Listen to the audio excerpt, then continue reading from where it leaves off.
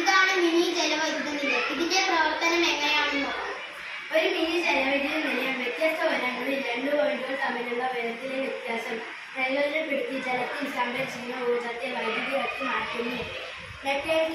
Hydraulic ടർബൈനിൽ നിന്നാണ് mechanical ഊർജ്ജം ലഭിക്കുന്നത്.